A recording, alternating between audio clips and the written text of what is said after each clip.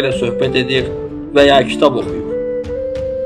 Odense, nağılın və tarixin şəhəri. Odense, Hans Christian Andersen'in doğulduğu şəhərdir. Burada küçələr və binalar keçmişin enerjisi ilə doludur. Sanki hər daş altında bir nağıl yatır.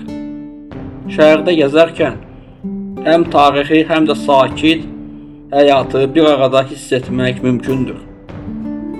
İş mədəniyyəti və gündəlik həyat. Danimarkada iş həyatının əsas prinsipi balansdır.